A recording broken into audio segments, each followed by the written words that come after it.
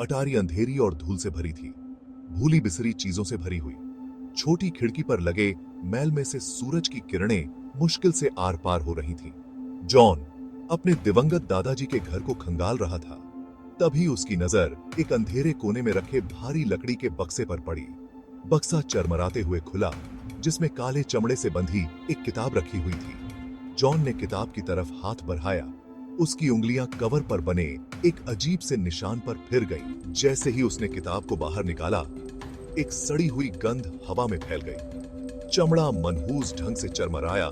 जैसे ही उसने कवर खोला, पन्ने पीले और खस्ता हाल थे, अजीब प्रतीकों से भरे हुए। उत्सुकता से प्रेरित होकर जॉन ने किताब को अपने साथ ले जाने का फैसला किया। जैसे ही वह अटारी से बाहर निकला, उसे ऐसा महसूस हुआ कि वह अकेला नहीं है। उस रात जॉन अपने कमरे में बैठा था। काली किताब उसकी मेज पर रखी थी। मंद रोशनी में कवर पर बने अजीबोगरीब निशान रेंगते हुए प्रतीत हो रहे थे। उसने प्रतीकों को समझने की ठान ली और किताब खोल दी। हवा ठंडी हो गई और किताब से धीमी फुसफुसाहट निकलने लगी। फुसफुसाहट तेज होती गई और कर्कश मंत्रोच्चार में बदल गई। उसने दिल तेज धड़कते हुए किताब को जोर से बंद कर दिया। जब रोशनी वापस टिमटिमाई तो किताब उसकी मेज पर निर्दोष ढंग से रखी हुई थी। जॉन को पता था कि उसकी उत्सुकता ने किसी बुरी शक्ति को जगा दिया है। अगले दिन जॉन ने अपने दिन को ऐसे बिताने की कोशिश की जैसे कुछ हुआ ही ना हो, लेकिन वह भय और बेचैनी की भावना को दूर नहीं कर सका। उसे ऐसा लग रहा था जैसे कोई अनदेखी निगाहें उसका पीछा कर रही हैं। उस रात फुसफुसाहटें वापस आ गईं और ज्यादा तेज और ज्यादा जिद्दी। वे उसके सपनों में घुस गईं, उन्हें बुरे सपने में बदल दिया। वह ठंडे पसीने में भीग कर उठा। उसे ऐसा महसूस हो रहा था जैसे कोई अनदेखे हाथ उसकी त्वचा को सहला रहे हों। उसने किताब उठाई। उसके हाथ ठंडे चमड़े को छूते ही कांप रहे थे।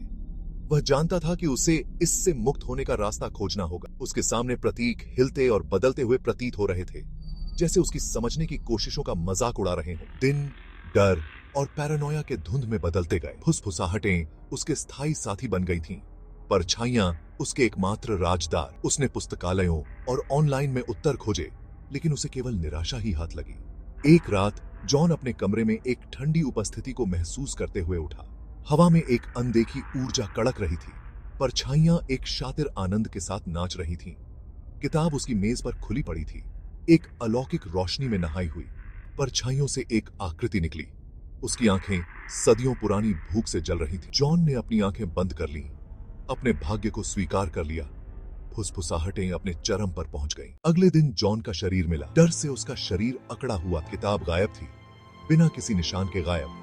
पुलिस ने इसे एक चोरी का मामला बताया, लेकिन जो लोग जॉन के करीब थे वे जानते थे कि इसमें कुछ और ही बात थी।